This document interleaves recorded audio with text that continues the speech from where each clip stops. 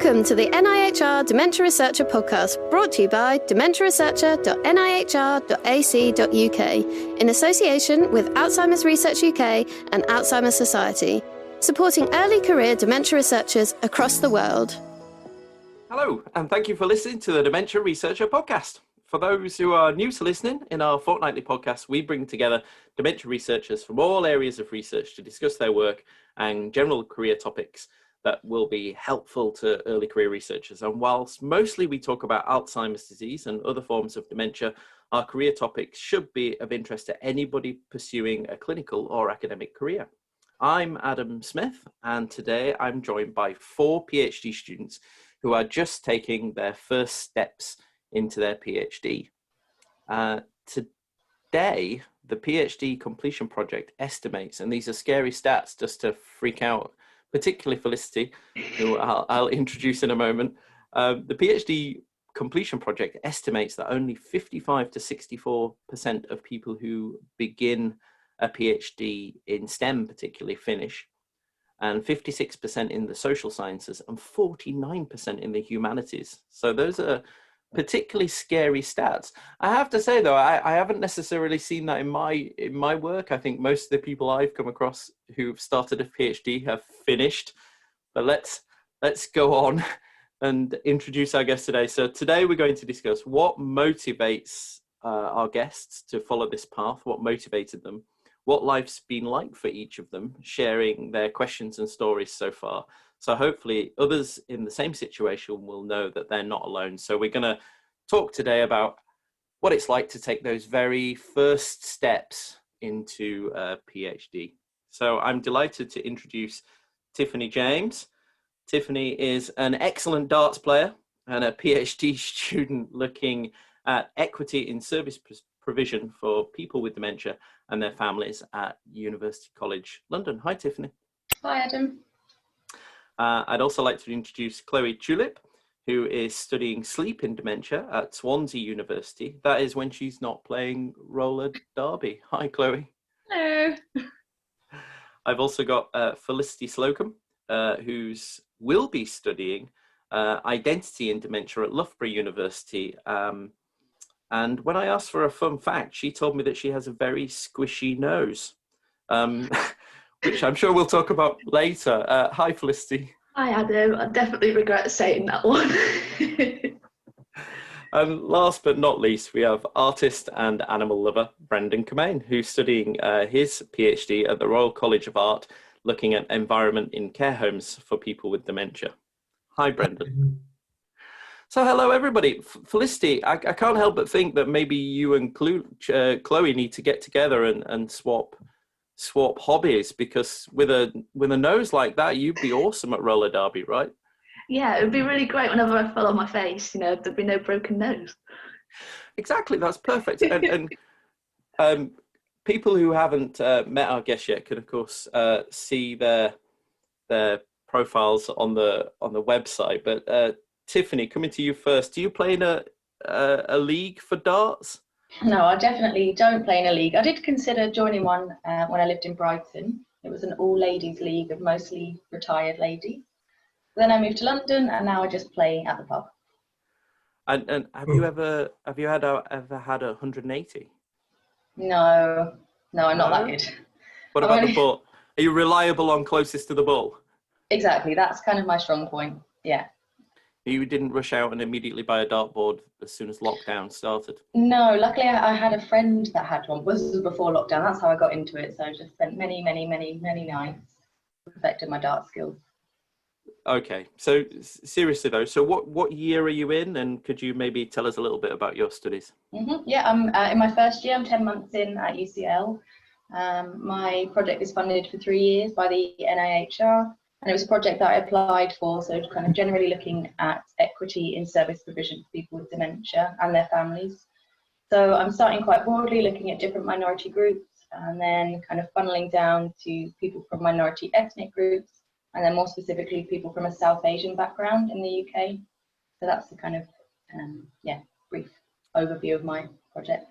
Fantastic, that sounds interesting. And So this is a supervisor who advertised for a specific project they'd already got in mind? That's right, yeah.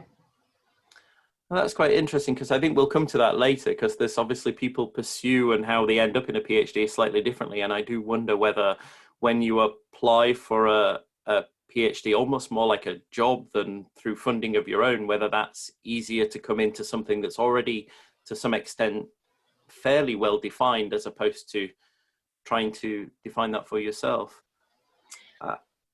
Well, it was interesting, even though it was quite a defined project, I still had a lot of free reign about what I was going to do, which in a way was hard as well, trying to figure out what I should be doing.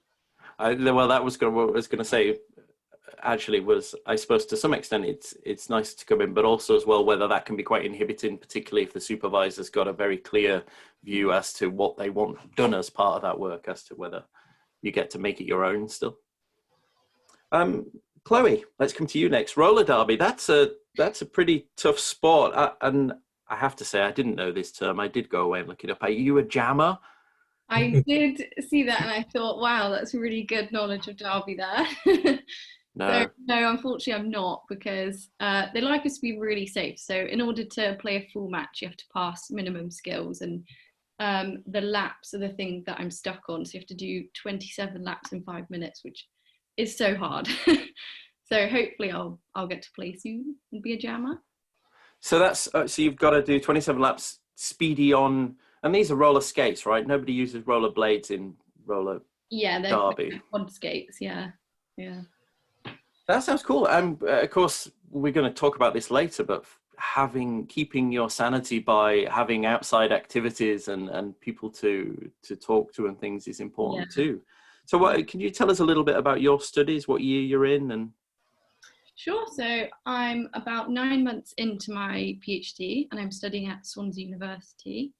So my PhD is looking into sleep and dementia. So the title of it, which I've written down because it is a mouthful, is so it's looking at the influence of sleep on psychophysiological and cognitive functions in healthy older people and people with vascular dementia. So some of the things that I'll be looking at are, I'll be doing some neuroimaging studies later on down the line with near-infrared spectroscopy.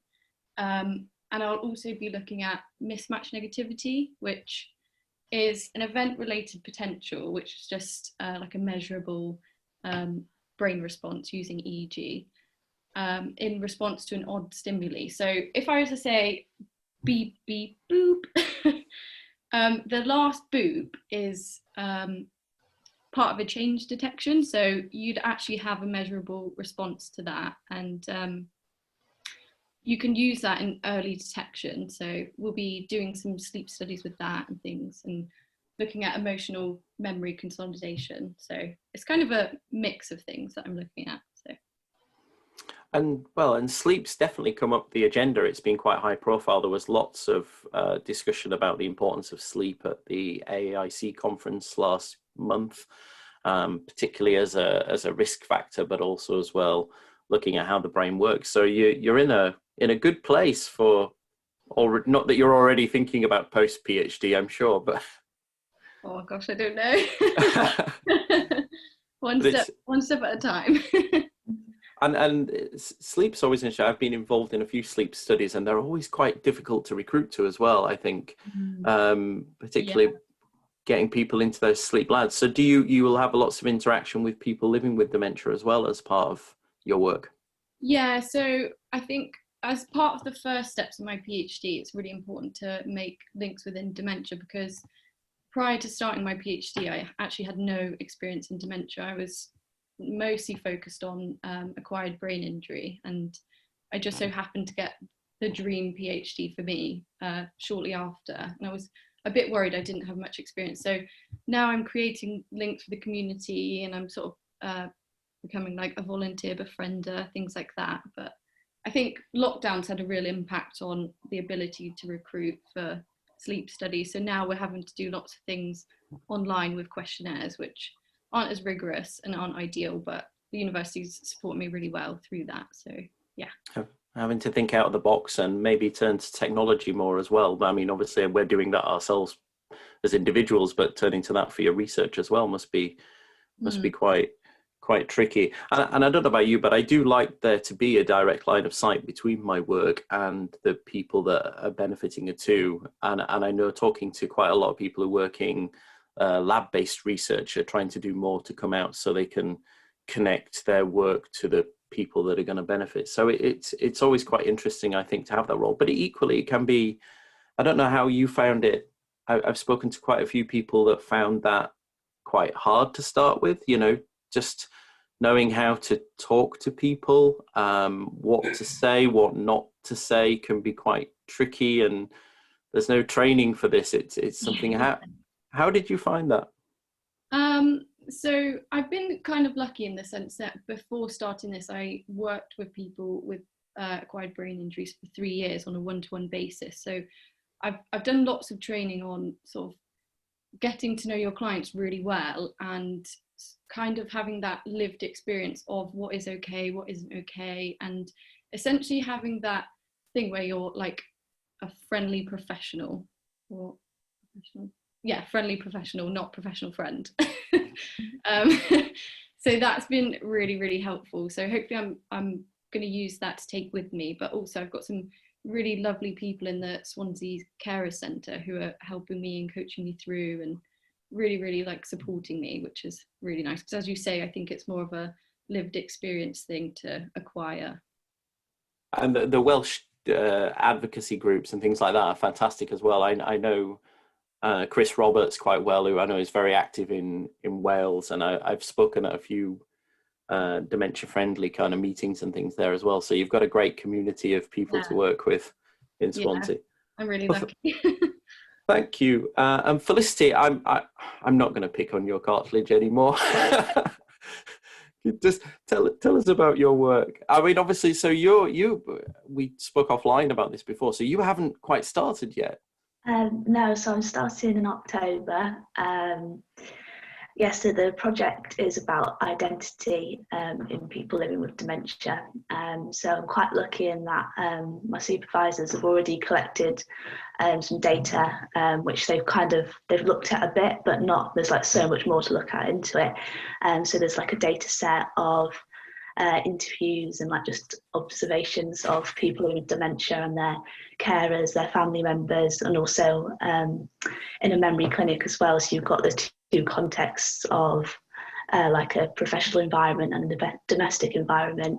So I'm going to use conversation analysis to look at how issues of identity are kind of talked about and raised in those settings, and kind of how the like healthcare professionals as well respond to someone who's got dementia, saying stuff that's, you know, issues about, you know, losing their memories and all the changes that they're going through.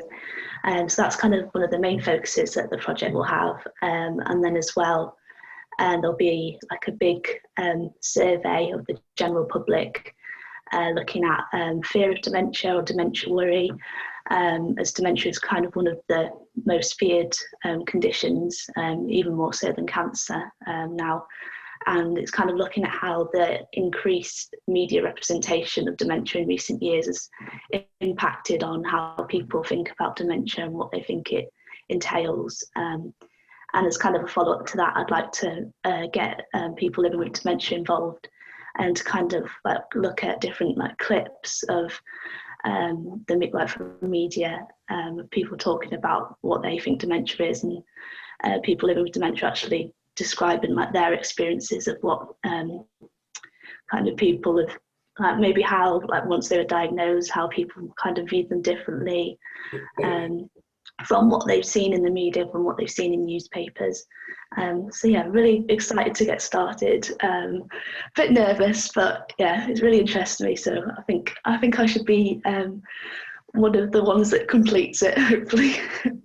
Well, I have to say, I've spoken to quite a lot of people before they're going to start their PhD, and you've got a pretty clear picture there, I have to say. Yeah. I mean, you've been speaking quite eloquently about what you're going to do. I don't think you're going to have any problems at all. It's a similar situation to Tiffany, in that it was a project that I applied to.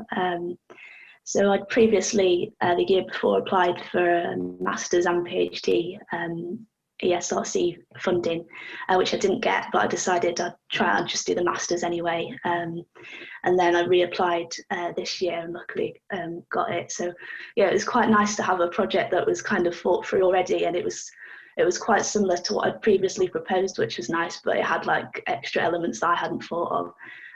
So yeah, I think it's a good thing to have a proposed project, but as well as like what Tiffany said, my supervisors are quite happy for me to, see where I'd like to go with it and focus on different elements more so than others. So that's really good to have that flexibility too. Brilliant. Well, that's exciting, and doing it for Yorkshire as well. As a proud Yorkshireman myself, yeah. I can say that. And, were you inspired? I don't know if any of you seen, but Selena Ray is works at University College London as well, where I work, and she has recently kind of had some profile out of being a working class northerner who's now a professor. Do you find things like that inspiring? Is that? Yeah, definitely. Like, it's quite weird for me because both of my parents are Southern, and then I've always lived in Yorkshire, so it's kind of like I have like the mix of both, and like, I don't have a particularly strong accent, so I think when people meet me, they don't necessarily. There's like certain words I think and phrases that you can tell, but otherwise, yeah. But yeah, it's really good to see like, people from similar situations to me going out there and achieving what they want to achieve. I think you're being optimistic in saying you haven't got an accent. I don't think I don't have an accent. I just don't think it's like you can definitely tell you're from Sheffield. I'm the same. I'm from Leeds. I've lived in the south. I've been moving to Oxford when I was 18, and I've kind of I recognise it in myself, even though I don't think I sound like I'm from Yorkshire, but everybody says, yeah, you do. Yeah, I know. No hiding that. I mean, I'm not quite Ned Stark. Do you know, I'm not. Anyway, that sounds fascinating. Thank you for joining us, Felicity. I did just have another question. Has your start date stayed on time because of the pandemic, or have you had to? Yeah, it has. When I got the offer confirmation through, there was like an option to defer it if I wanted to, but it's still going ahead. At the moment, the students are going in, PhD students are able to go into the office like 1 day a week, but they're hoping that by October it'll be more like 2 or 3 days a week. Yeah. And so does that mean you're about to make a big move as well? Are you moving? I've already moved, yeah. I've got a flat, so yeah, I moved in about 3 weeks ago. So yeah, just wanted to make it kind of homely before I started the PhD and everything went a bit chaotic. So I mean, I'm sure we'll come to talk about that, but that's another element, right? I mean, not only have you got the stresses of thinking about how the study's going to work, but you've got that combined that with moving away to a new place, potentially moving away from friends as well. Combine that with the stresses of this kind of scary thing that is doing a PhD. Brendan, I haven't forgotten you. I will come to you. And I think it's fair to say that you and I are probably around the same age. We're a little bit older than the other guests. But so you're not coming to this as a first career. This is something you're continuing your study. Yeah, I'm a teacher, and I just decided that I wanted to do something around dementia because I had a time where I was a carer for my aunt with dementia, and I had to put her into a care home. And prior to that, I knew nothing about dementia, so that prompted me to go and do an MA with a focus on dementia. Well, actually, with the carers of people with who are looking after mostly their husband or wife with dementia, and that was great, and I loved it. So I decided to just carry on, really. And that's interesting. And of course, you had a different perspective as well. Is this just because we get a little bit older and wiser doesn't mean that stepping into a PhD isn't, equally as daunting, I guess, perhaps more so because you're aware of everything else. It's a bit like starting that new job where I've started new jobs where you sit there twiddling your thumbs and going, okay, is somebody going to tell me what to do? And I know from your bio that you're funding this yourself. Does that mean that you're self-driven? You're having to design this? Yeah, I am. And because I'm part-time, I was really panicked about doing this initially and thinking, you know, where is it going? But then I thought, actually, I'm doing it for myself and hopefully for the benefit of people with dementia. And that's my focus really, to just do something. And my PhD is a mixture of practice and theory.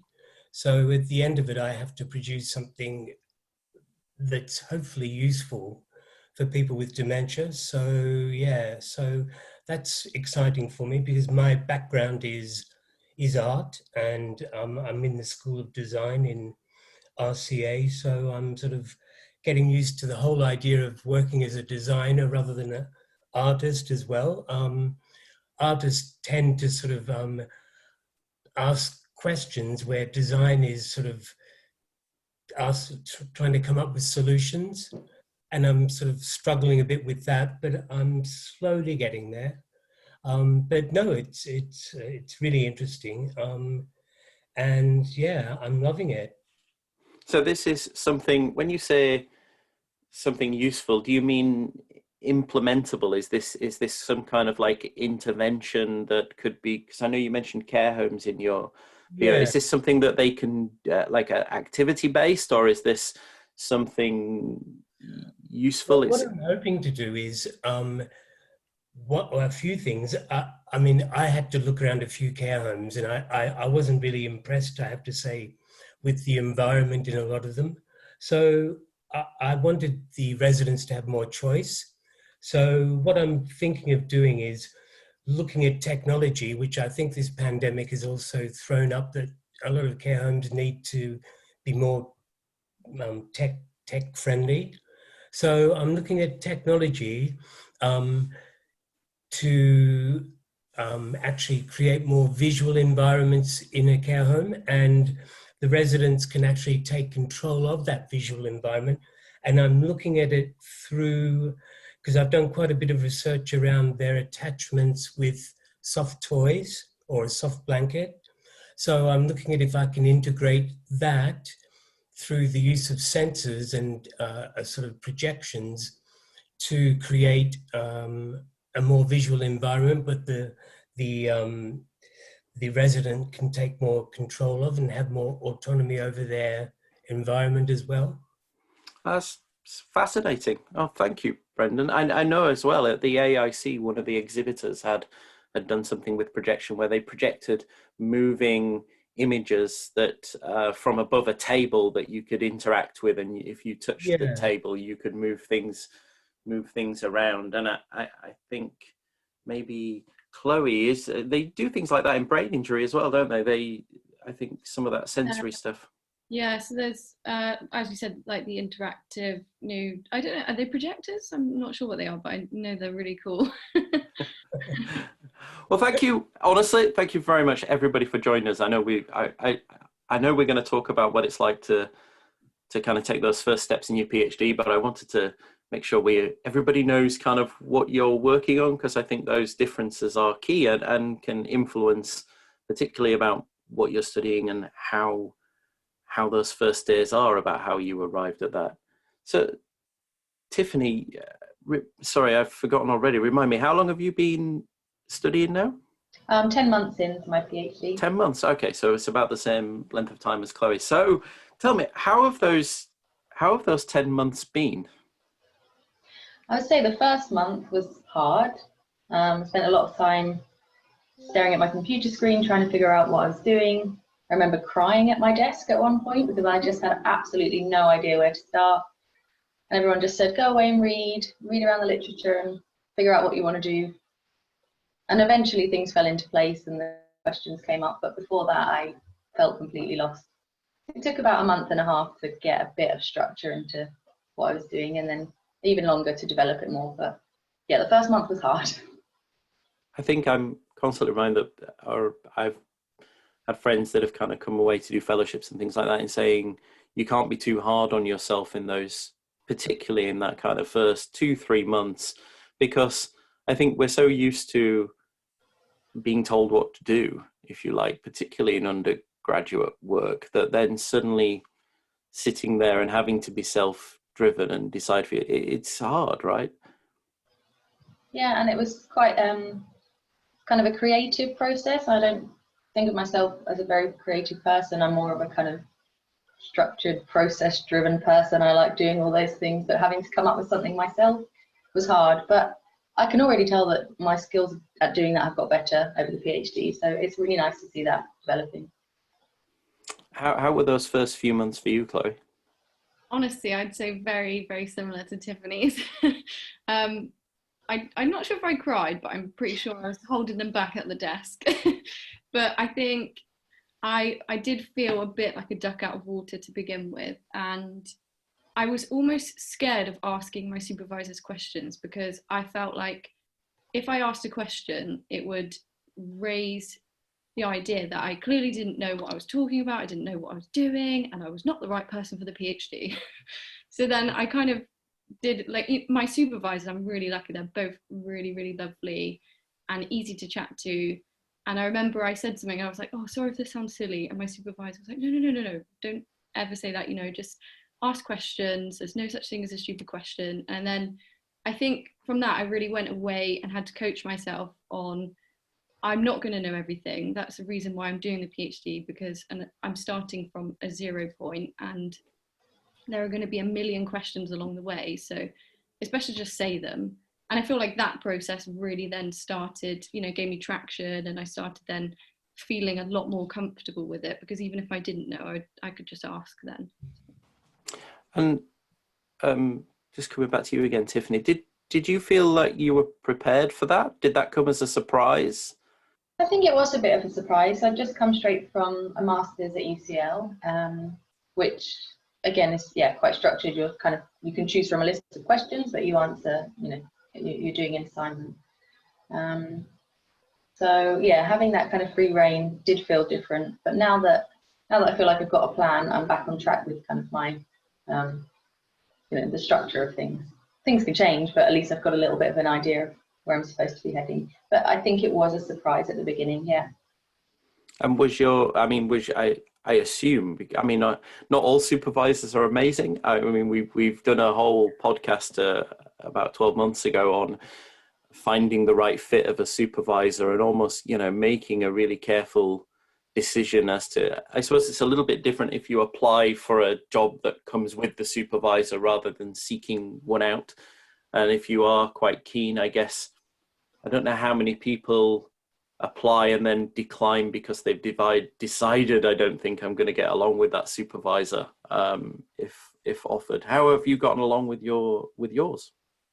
Well, really well. They're really supportive, and I was lucky that 2 of them actually supervised me for my master's dissertation, so I got to see whether we worked well together. So that was a really nice opportunity. And yeah, very, very approachable. Like you, Chloe, no such thing as a silly question. But I definitely had that feeling as well of not wanting to ask too many questions at the beginning and thinking I should just be doing it. But they always said that wasn't the case as well, but it's hard to take that on board.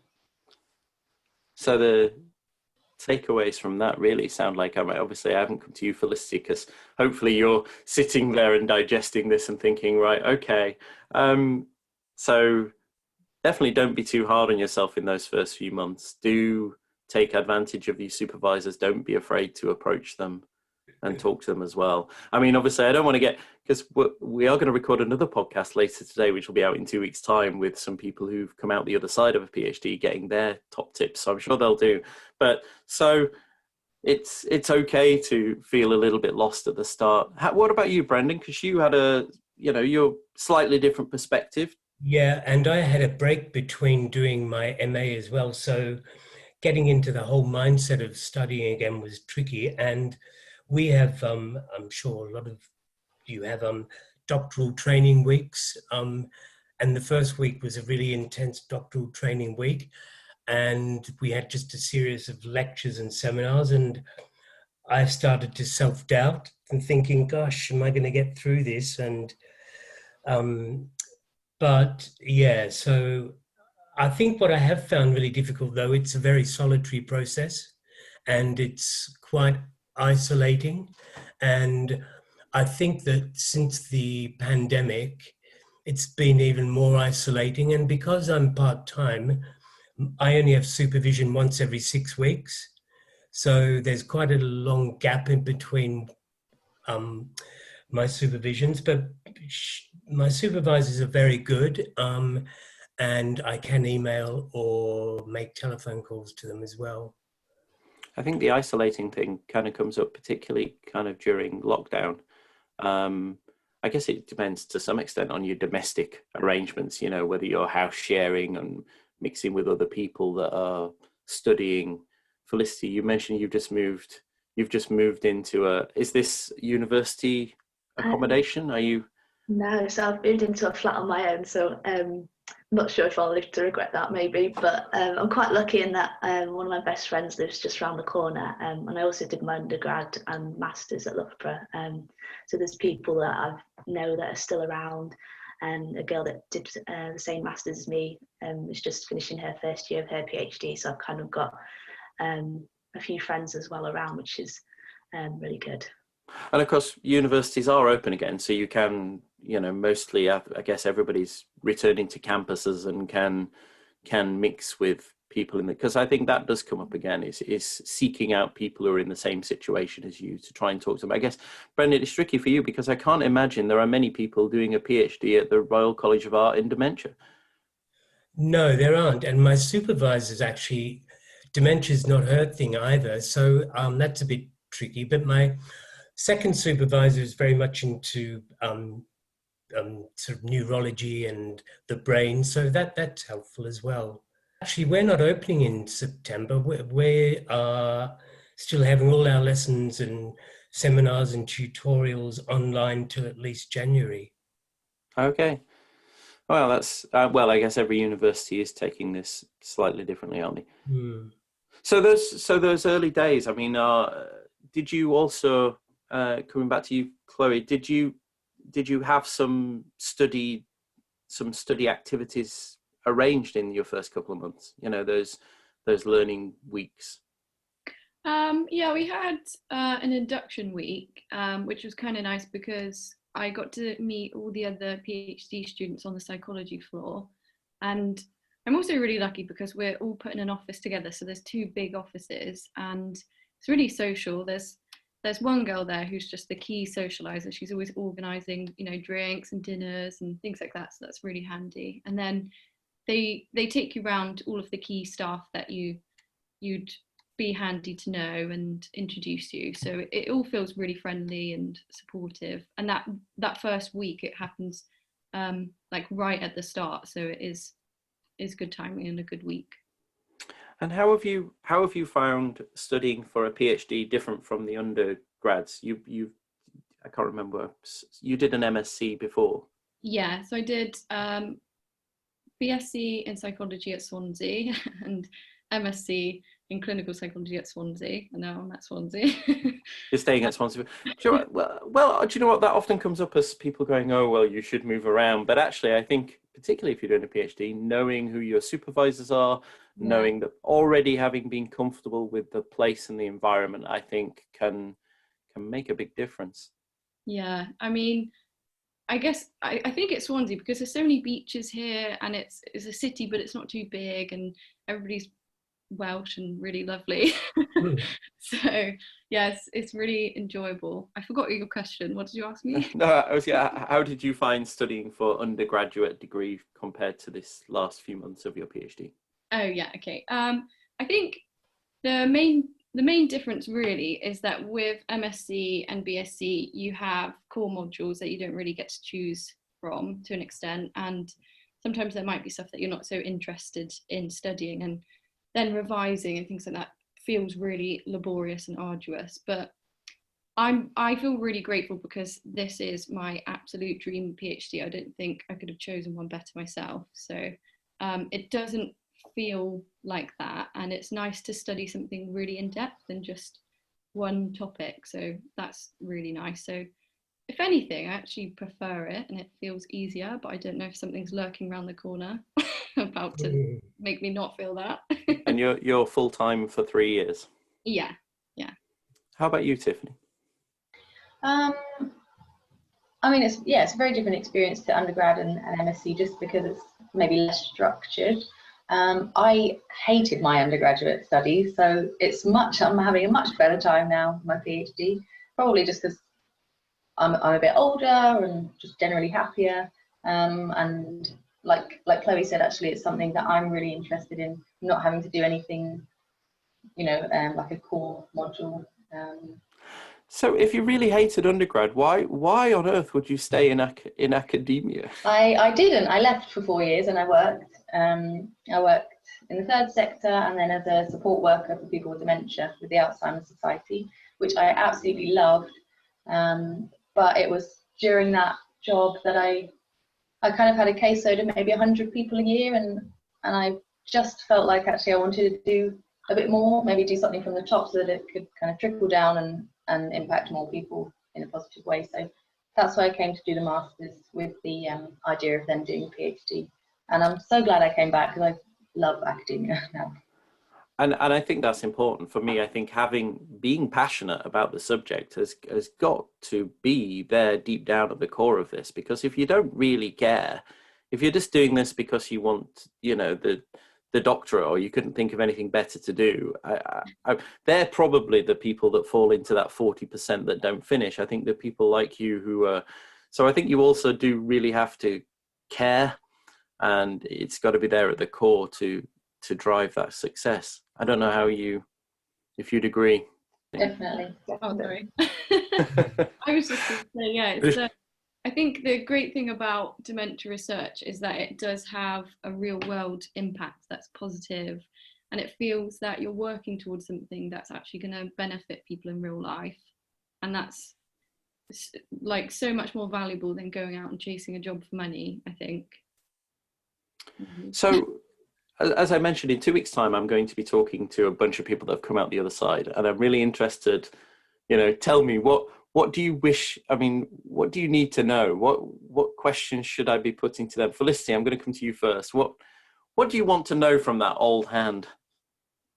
It's so hard to think because obviously I haven't started yet, like the questions haven't come, but yeah, I suppose it's just the kind of the unknown, like how you actually would structure your like time management. I think is going to be a big thing, like what they've learned from the PhD of looking back, how their time development has developed, I guess, and strategies for that, as well as maybe like I've never published research before, so I'm looking to publish my master's dissertation, so any advice on that and kind of like the whole review process, like they were talking about on the WhatsApp group about getting loads of comments from reviewers and stuff, and that's something that like I've never had to deal with before in my other studies, so that is something that would be really interesting to know as well.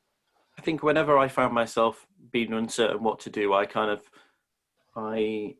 tend to kind of turn to the things that make me feel like I'm being productive, but I feel quite comfortable with. So reading papers, kind of burying myself in a literature review, always feels like a safe place, because it feels like I'm not doing nothing. I'm not sitting there thinking, oh God, what should I be doing? You're using your time valuably, quite whether it will be useful or not later on, but at least I felt like I was doing something.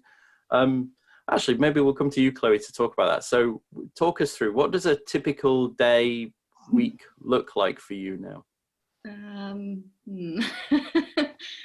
Okay, a pre-lockdown. Oh yeah, okay. So I'm definite night owl, so I'm much more productive in the evening. So I do tend to have quite slow mornings, and I'll just walk my dog and just do all the admin bits, and then I tend to sort of sit down from about 12 in the afternoon until about 4ish, and then I'll revisit later on in the evening. So I have like a little break where I'll go for a run or do something fun, and I think I work well if I don't have a rigid structure, because otherwise I look too far to the future and go, oh gosh, that's so much work that I've got to do. So I like to say, do you know what, if you want a day off tomorrow, fine, but that means you've got to work on Saturday, things like that. But that's my week. So you're one of those people who likes to set yourself some kind of short-term goals and go, are you a to-do list person? Do you? Yeah, I like doing the easy wins, like just writing something on the to-do list, which doesn't need to be written down, but something that I can tick off and go, oh, look what I've accomplished. I know that feeling. How about you, Brendan? Because it's a bit different, kind of Yeah, part-time. I'm a morning person, so generally I start work at around 10, and I definitely have a to-do list, and it's usually things that I'm halfway through, and I know I'm going to finish, so I can tick things off and feel good about it. Yeah, and then there's a sort of long-term things that I think that's sort of going to take a fair while, but I'll start work on it.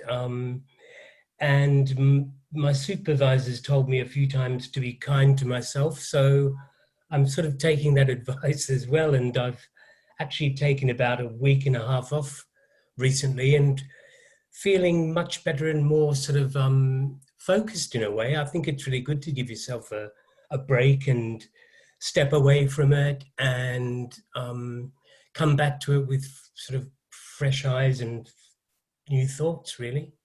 I would agree. I think taking those first few months to find your feet, I mean, these are long programs. It's a 3 to 5 year thing, depending on, you know, what you're doing, and taking time to get it right, to feel comfortable. I think rather than putting too much pressure on yourself in that first kind of 6-12 months is important. But what's your days look like, Tiffany?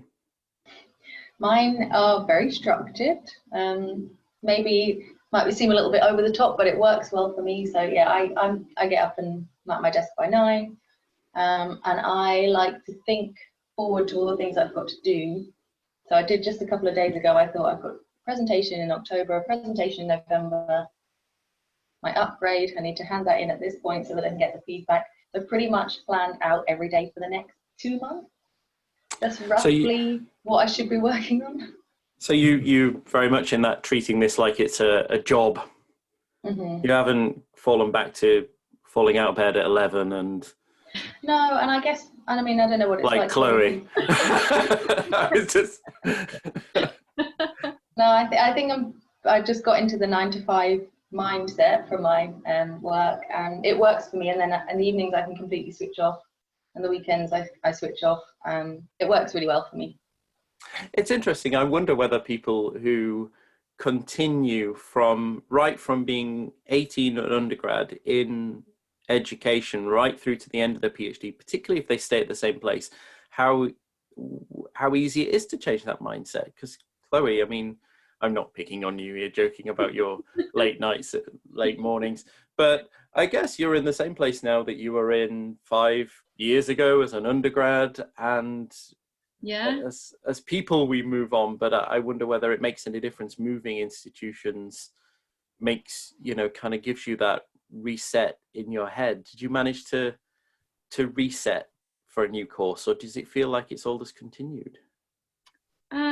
I think because I was working full time, so during my undergrad and masters I worked full time through both, and I think towards the end of my masters I was feeling a bit burnt out because it was just too much. But my shifts were 8 a.m. till 8 a.m. the next day, so I'd sort of get there and sleep and then go home the next morning, and then I'd, you know, be doing stuff for papers or my dissertation, and it was just all too much.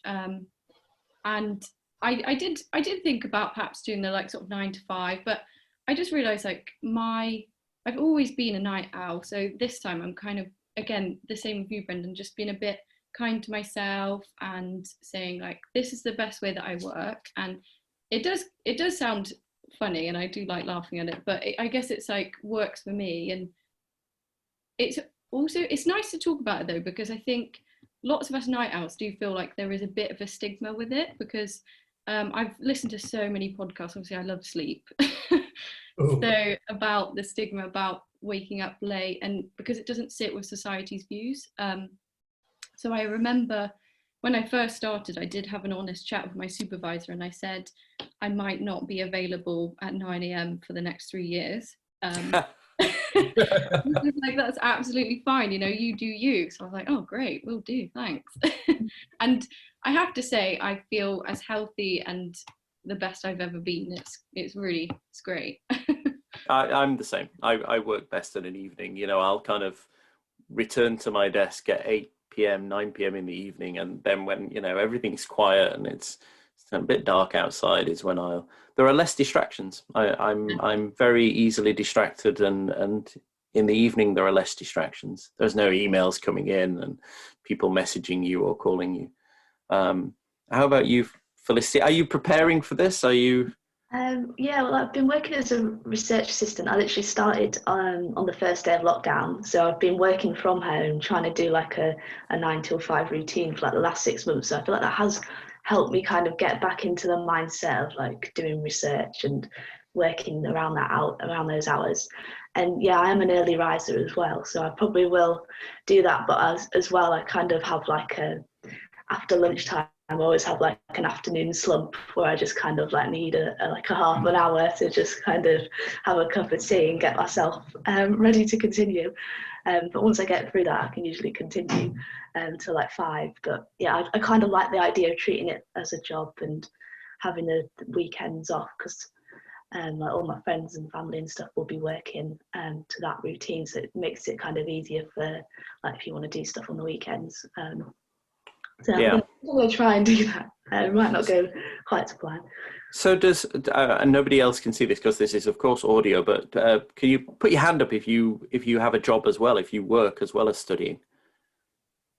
Oh, so Tiffany, Brendan are still working as well, and you're finding time to do that. And I guess that's probably another reason why you guys need some fairly fixed structure to your day. Yeah, most of my, I have kind of 4 little jobs, but they're all within the university. So sometimes I use what I would be spending time on my PhD doing just paid work instead. Because I think there's a kind of an agreement that you can kind of afford to spend 1 day a week on paid work and do a PhD. You can kind of manage that. Yeah. So yeah. I'm conscious we've been talking quite a while, and I'm just going to quickly read through, because I had a big, long list of questions to come to for everybody here. So we talked about if you knew what to expect, and it sounds like most of you were fairly well prepared in so much as you were, but it sounds like that not coming with a fixed set of instructions like perhaps your MSc did come as a little bit of take a little bit of getting used to, perhaps. Would that be fair to say? Yeah. And so the advice to others that are starting this summer, and Felicity, is don't be hard on yourself, kind of ease into it, you know, learn to relax and wait, and talk to your supervisors, that they're not all monsters. Some might be, but I'm sure they're not. We also talked about whether it was different from your undergraduate degrees, and it sounds like it is, right? I mean, it's significantly different. You haven't got the revision, the coursework.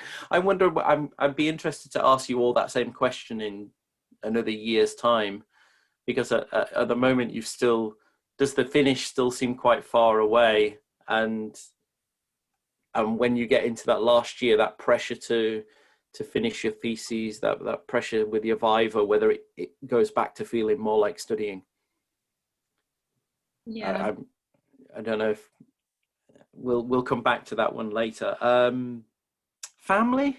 I mean, I'm going to ask this question. So family and friends, are they useful? Because I so many people, particularly who work in sciences, do find it hard to talk to their family because they don't necessarily understand, and you can't explain things to them, and so they're very generally supportive, but you can't. How have you found has it been helpful to talk to your families? Tiffany? Not really, no. My parents don't really understand what a PhD is. They know that I'm not going to be a medical doctor now, they finally get that bit, but are they disappointed? Well, but maybe. But they ask, how is my course going? It's not really a course. I'm doing research, and it's the same for some of my friends, just that I guess that aren't in that world. So I kind of get most of my support from my PhD buddies at the university. So finding PhD buddies is. What about you, Chloe? Are you close to your family? Are they helpful? Yeah, I'd say exactly the same as Tiffany, and I kind of look at it from the other perspective. Like, my sister is a financial advisor. She's passed a load of exams and she keeps talking to me about tax, and I'm like, okay. I don't know what she's talking about, so I imagine it's the same way around. But I'm quite lucky because my housemates, I've got 4 of them, and 2 of them do PhDs, so we just kind of chat away about that, which is really nice. What about you, Brendan? Because you're, different circumstances. Do you have children or No, siblings? no, I don't have any. Well, I've been teaching too long, so I don't have any children. But yeah, I've family, not really. And actually, since we've been we were in lockdown, and we're still having everything online. I think it's adding to that isolation because I really can't communicate directly with any of the sort of people I've developed a friendship with at the uni, and so I feel it would be great to be able to go back and chat and do all those sort of things, but a lot of the people that I was really close to have gone back to other countries as well, so it's quite tricky, really. I think it's also, I mean, I have to be honest and say, I think it gets a bit harder as you get older, talking about how you feel and how things are tough. Certainly these are personal things that I'd rather I bottle those things up. I don't go looking for support. Maybe it's a male thing as well. I mean, men are always being told they should be more open with their emotions and talking about how they feel, perhaps. So I think that counts probably the same for people that are doing this a little bit later in life as well, is we all need to be pushed to talk more about that. Do we need to push you, Brendan, to talk about it? I'm happy to talk about it, but I just haven't really got anyone to talk about it with. So that's a good question there. So where do we, if you haven't got family and peers around you to talk to, where can you go when you're struggling, when it's late at night and you're stressed out about I've got to do this, or how am I going to approach that? I think finding that group of people who you can talk to somewhere is important somehow. It is. And shortly before lockdown, it was sort of as that was happening, we had to do our annual progress review, and that was a 4,000-word literature review, an abstract, an updated proposal, a practice review, and a 15-minute presentation. And it was a bit of a nightmare because I couldn't access any libraries and I couldn't really access anyone to talk about it. Even my supervisor was a bit sort of not that available. So it was a really stressful time. And that was when I thought, if I get through this, I think I'll get through the whole thing. So yeah. No, well done. Well done, and congratulations for pushing through that, and to everybody else who's in that situation. I do think Twitter isn't all awesome, right? I mean, Twitter can be a diabolically terrible place, but I think in terms of creating communities and connecting people and finding people in a similar situation to you, I think it is an amazing tool for that job. And I think spending an evening reaching out to people and making contacts can make a difference. There are so many people doing PhDs around art in dementia, and I bet it's just finding them. And I think Twitter particularly is an amazing tool for that purpose. I should get onto that. Because I'm on quite. I say this. You don't. I know you're not on Twitter, are you? I have a few social media. Sorry to interrupt. I was just going to say another good one for connecting with other PhD students is Reddit. So if you ever have, I'm sure there'd be people who are doing probably a very similar one on Reddit, because Reddit's got everything. Mm-hmm. So that's another good avenue. Oh, great. Thanks for that, Chloe. That's helpful.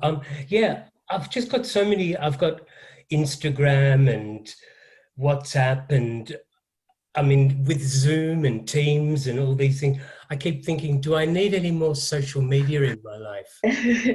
Well, and there are people turning away from Twitter. I completely agree. But I think in terms of finding people who are like you, it is a fantastic tool. And look people up. And I think don't be afraid to directly message people either in there. I think I very rarely get negative replies from people who you've approached to say, hey, I'm interested in this thing you're doing. Can you tell me more? I think you do get positive responses from people. I mean, necessarily for, depends on what kind of support you're looking for, but making connections and talking to people and somebody to bounce ideas off of, I think it can be a useful place. Families are good for a shoulder to cry on, but not really great when you're saying, do you think this is the right form of words to explain this in? And it might be different for, I mean, obviously I'm conscious that none of us here are lab-based researchers as well. And I think it's probably slightly different if you're going into a lab every day and doing experiments and working slightly differently. Supervisors are helpful too. It's a bit of a personal question, but I did have something in here about money and stipends and things like that. Do you feel that is something that's kind of constantly there in the background? Is that, because money concerns can become all consuming, and I think students don't earn lots of money. Is that been a worry for you all? That's Felicity. Have you got everything ordered? Because we know Chloe's got her sister's financial advice. and her sister's earning all the cash, so hopefully she's passing a few quid Chloe's way. Sharing the love. You don't have to go into detail, but I'm just interested, right? I mean, do you take does it help when you've got all those things sorted out? Yeah, I think definitely. So I've managed to save some money from the job I'm currently doing, because I was just working from home, so I wasn't paying for rent or anything, which my mum was very good about. I managed to save some money, and then it's the program's funded as well, so I should be all good. That's good. I know there's lots of talk recently about stipends and trying to make them more frequent and things like that. Somebody was getting them quarterly. Do you get, Tiffany, you get your stipend quarterly? Yeah, it was quarterly. They've just changed it so from October it will be monthly. So it was, you would have to kind of split it into 3, and I only give myself a month's worth each month, because I need to know how much I've got each month. And my stipend is just about enough to live off, but I also want to save some money, so that's why I'm doing the extra work, and I just tuck that away. But it's livable. I mean, that's just it. I mean, you can't, it's all good and well saying, take time to yourself, take time off, do things. But if you're also as well just about managing to make ends meet, that extra stress in the background, I think probably seeps through into your work as well. And being able to sort those things out is important. But again, university is a great places to go for advice. The money support and things like that is there to go.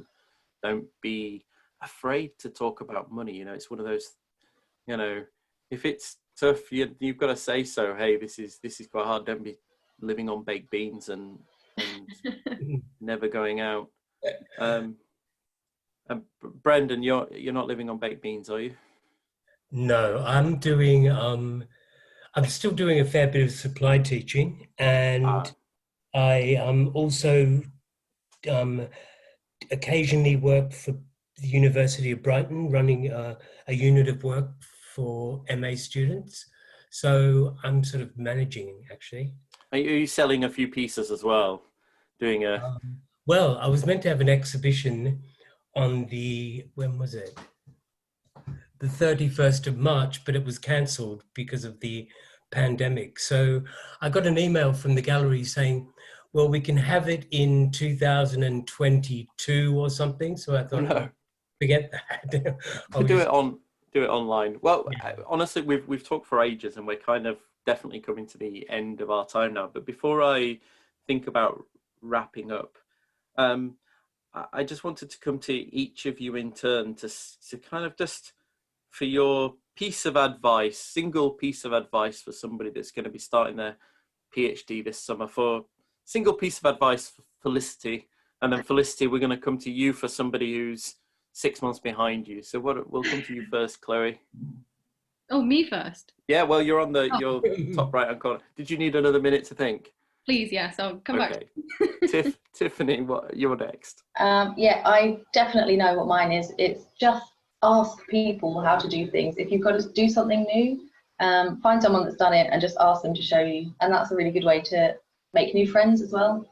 So yeah, that's definitely my piece of advice. Just ask. Thanks. Because everyone's been in the same boat as well. Someone's helped them beforehand. Yeah. How about you, Brendan? I think I would suggest that you start looking at sorting out your bibliography quite early, and whether that's an online forum or you just do it in a document. But yeah, definitely for me that was something that came up as I had to do that. Annual progress review with my literature review. It was so useful to have that all just in front of me on Zotero, and I could just basically cut and paste everything, and just keeping abreast of everything you're reading, really. I would agree. Chloe? Okay, so Brendan's still mine. Oh no. Well,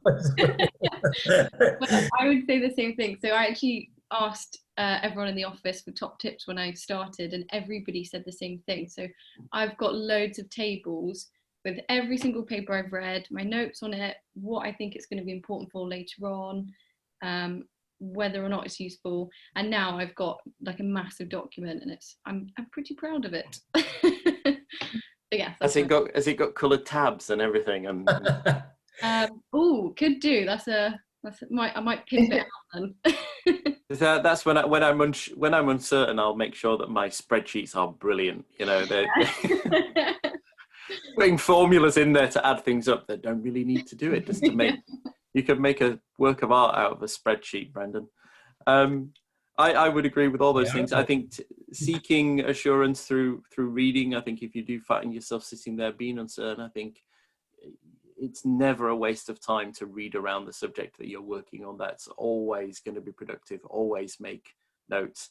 And I think talking to your supervisor and just at least agreeing, like, you know, setting yourself some not too specific, but some broad objectives to say, right, what do I want to achieve in the first 3 months, say, breaking it down into that way, and then work around it. If that means you work in the evening best, or you work at the weekends best, or you've got jobs to do as well, you've kind of got those objectives down there, and you can work around them, and do turn to your family, do seek out those colleagues and people doing the same thing as you. And Felicity, your piece of advice for that. So I'll tell you who you're giving advice to. You'll have probably heard, I'm trying to think about when this podcast comes out. By now, you will have probably heard a podcast with somebody called Morgan Daniel, who is an MSc student who we're going to be working with in the next year. She's doing her MSc at UCL in neurosciences as well, and psychology and things. And she's going to be sharing her experience over the coming year of moving from Glasgow down to London, and what it's like to move to a new place, and what it's like to study through her MSc. And she's going to share a story with us through the Dementia Researcher website with some blogs and podcasts. So what would you say to Morgan, who's moving down to UCL this week? I think she's moving today, in fact. I don't know. I'd say, I guess she already kind of knows her supervisors and stuff, so that was like one of the main things, was maybe to get in contact with your supervisors if they haven't already got in contact with you, and just kind of, you know, chat to them about what happens first, like what they can expect for the first weeks. As well, my supervisor is really good at putting me in contact with other people that she supervises that have said, you know, they're happy to have a video call with me and stuff, and just kind of, if I've got any questions, that they could give me any advice. So yeah, that's kind of just building that support community early on before you've even begun. I think that's a good idea. And I do some work at Sydney University, and I talked to some PhD students there last year who she always takes her supervisor cake every meeting. So supervisor was Yun-hee, and every time she meets, she takes her a cake. And she's her favourite student. Yeah. So That's a good idea. taking cake to your supervisors is good. Well, listen, it's been fantastic talking to you all. Thank you very much, Felicity, Chloe, Tiffany, and Brendan. Profiles on all of our panelists are available on the website, where you'll find details of their Twitter, including Brendan, who's immediately going to go away and sign up to Twitter today.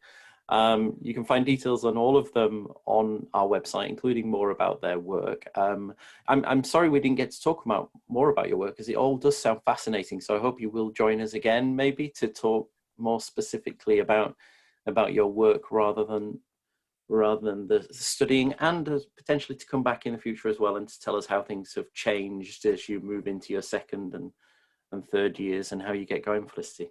So thank you very much, everybody. We, if you would like to ask any follow-up questions, everybody's on Twitter. And we also, as I think somebody mentioned, Felicity mentioned perhaps, or was it Brendan, we do have a WhatsApp, Early Career Researcher WhatsApp community group, which you can access via the website. If you go to the Ask an Expert section, you can find details on how to join there. And I think that is a fairly safe place where people can come and ask questions. It kind of goes through busy and quiet periods, but please do take a look, join. And I think there are people from all across the world in there. So even if you're having a dark moment at 2 a.m. when you can't decide what to write, you can post in there, and I feel certain somebody would reply. And it's a good community. So thank you very much again to all of our panelists. Please remember to like, subscribe, and leave a review of our podcast through the website. We're on iTunes, Spotify, Stitcher, Podbean, everywhere where you get your podcasts. And you can ask your smart home speaker to play the Dementia Researcher podcast as well.